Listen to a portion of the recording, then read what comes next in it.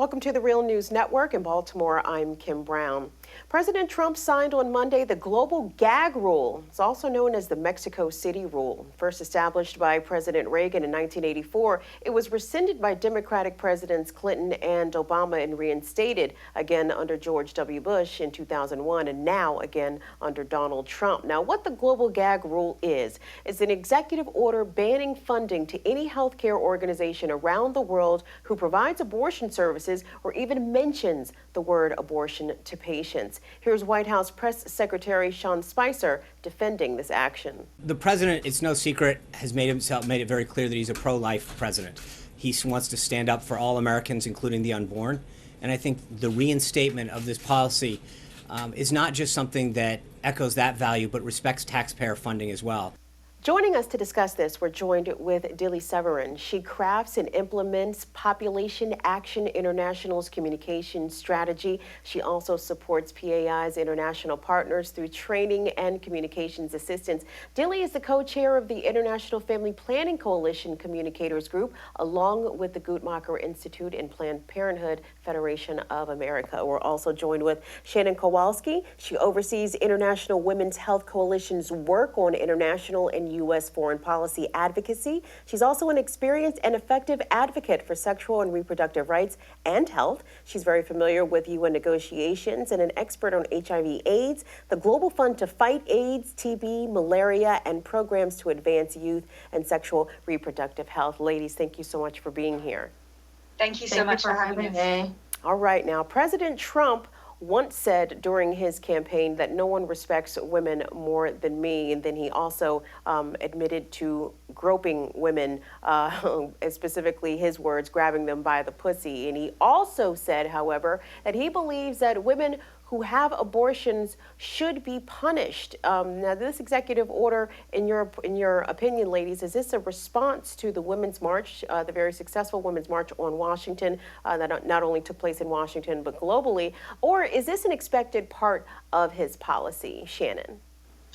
We expected that President Trump would reinstate the global gag rule. As you said, it's been put in place by every Republican since Reagan, but Trump has made this worse.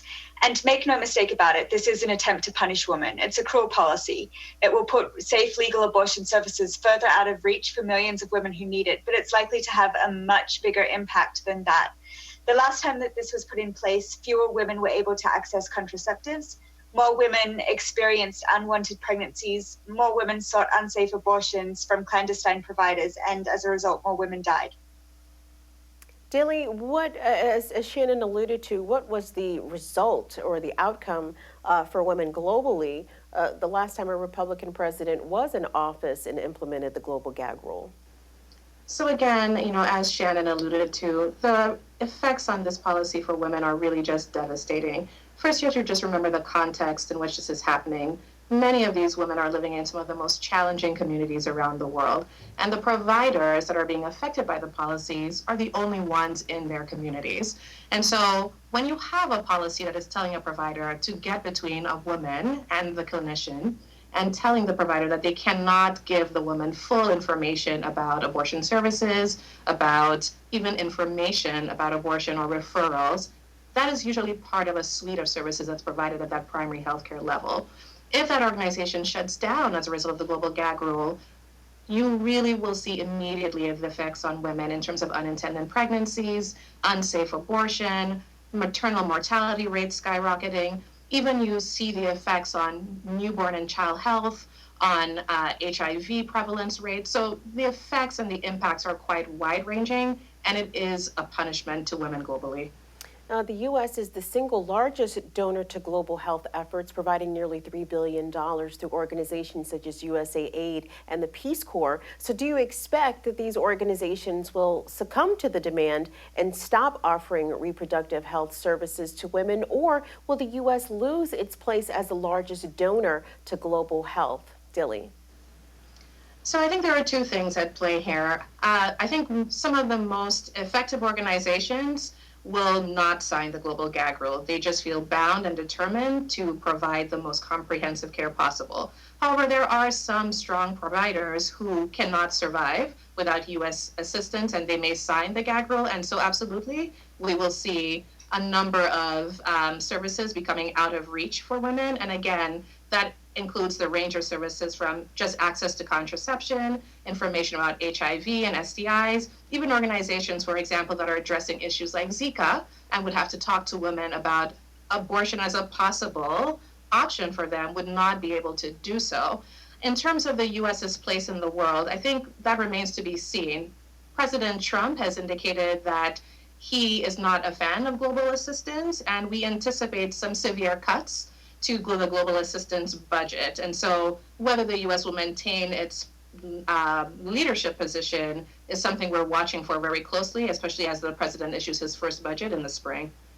Shannon, give us an idea what this looks like or the types of organizations globally that will be impacted and the kind of services. So, I mean, most people in the Western world can conceptualize of a Planned Parenthood or a family clinic.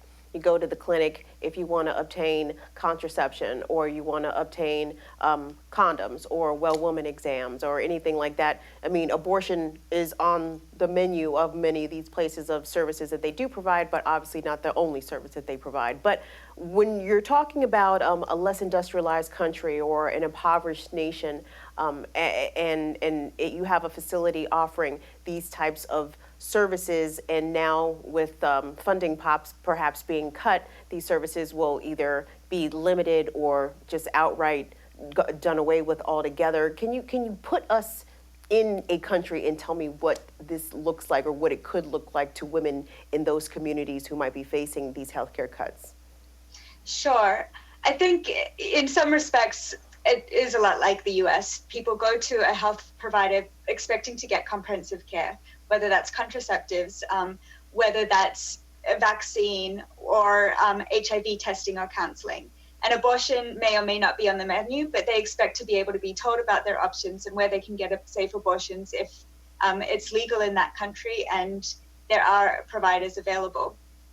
Now, what often happens in many of these places is that it's very difficult for women to access a healthcare provider in the first place. Especially in rural areas, there might be only one clinic that provides these services. And in the case of Mary Stopes International, one of the organizations we know will be most affected by this, in some countries, they are the only provider for millions of women. Now, if they're not able to continue providing the same services, it means that women, their families, and their children will lose access to healthcare providers altogether. So we're not talking just about limiting access to abortion services, because this was never about funding abortions in the first place. It's actually cutting off essential health services for women, such as contraceptives, cancer screenings, HIV testing and treatment, life-saving services that people need. So this defunding is not just for providing actual abortions, Shannon, as you just said, but what the other services will also lose their funding as a result of that. And the International Planned Parenthood Federation has already announced that they will not abide by the global gag order and will therefore lose about $100 million. But it should be noted that those $100 million were not there to fund abortions in the first place. So what areas will be affected by this decision and how, Dilly? So again, as Shannon indicated, services, for example, like HIV and other STI screenings will be affected.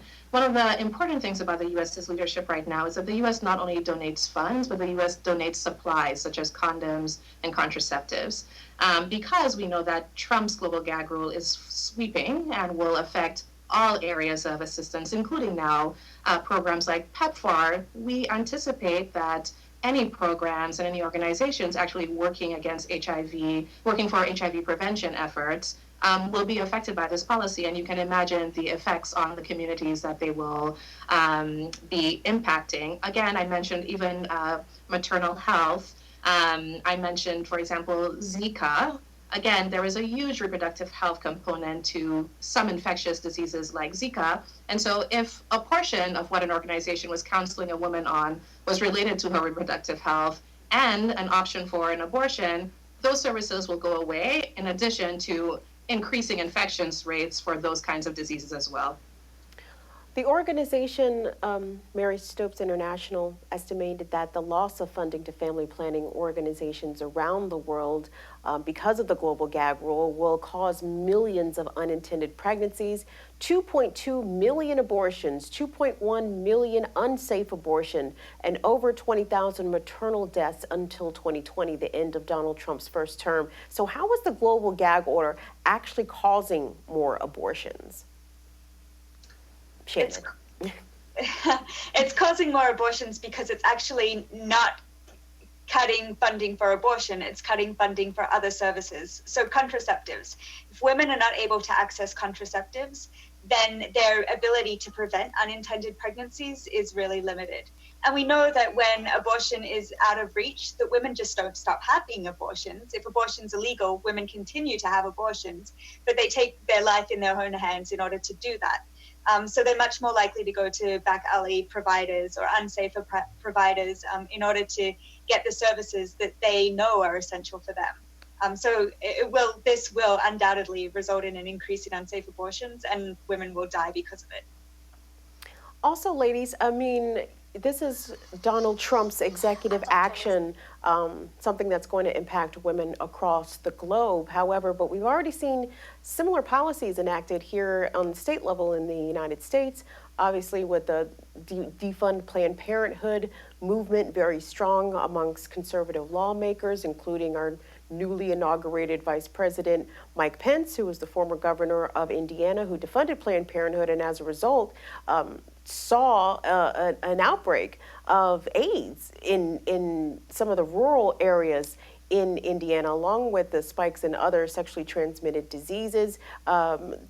USA Today and other outlets have reported back in September that Texas leads the industrial world as the highest maternal death rate for women who are pregnant and it's trying to deliver children. More women die in Texas than they do any other place in the industrialized area. So we've already seen how these policies have been detrimental domestically. What is the insistence to spread these policies globally?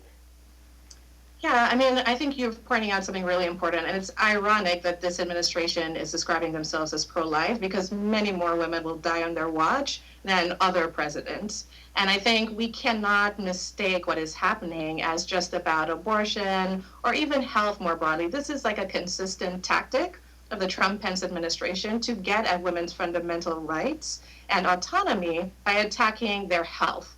So whether that is in the U.S. or whether that is overseas, the intent is to undermine women's human rights. And honestly, the health piece is just a way to get to that. So women will suffer under this president, and what is happening in the U.S., what you see in Texas, what you see in terms of the outbreak in Indiana, we can just anticipate on a global scale in countries that have fewer resources, that are already strained in terms of health systems, the impacts on women and families and children are going to be enormous. The largest recipient of U.S. aid is the Israeli military, which also offers health services to its soldiers, including abortions. Yet it is not expected that Trump will cut aid to the Israeli military. So is this a case of hypocrisy, or maybe is this a loophole which organizations can use to avoid losing their funding as a result of the global gag order? Shannon. Right. This funding that's provided directly to governments is not subject to the global gag rule. So it is possible that the U.S. government could increase its funding to governments, and governments could in turn provide that to non-governmental organizations in their countries that are providing comprehensive care. Would it be a loophole? No, it will make it harder for women to get access to that funding anyway. And largely because governments are less likely to invest in the same organizations that were providing services previously. I think in terms of, is this a hypocritical move of the administration? One thing that Trump said during his inaugural speech was that the US would not try to impose its way of life on people around the world or in other countries and would respect their sovereign rights. This is a brazen attempt to do the opposite of that and to impose the perspectives and views of a minority of Americans on women around the world, it's going to have a devastating consequence. Yes, it's a hypocritical policy. Dilly, what have the Dutch proposed in response to this announcement from the Trump administration? They plan on kicking in some additional funds. Is that how I understand this correctly? Yeah, so yesterday the Dutch announced that they would set up actually an international fund that could be used for covering some of the gaps that will that would occur as a result of the global gag rule, so that there would be a fund so that women could access and organizations could access funds for safe abortion services. I think this is really important because we have seen a lot of change in terms of the global funding landscape. And right now, one of the strongest things we can do to combat the global gag rule is not only talk to our own Congress and talk to the administration, but donor governments and governments in the global South, to the extent that they can increase their own investments in reproductive health, that will only mitigate the impact of the global gag rule.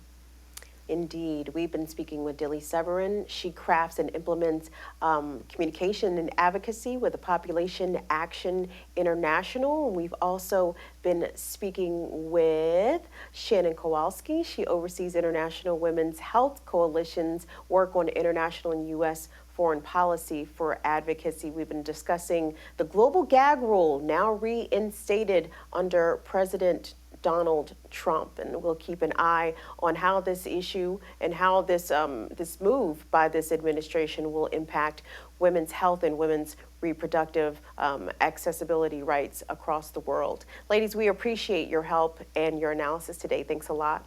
Thank you. Thank you. And thanks for watching the Real News Network.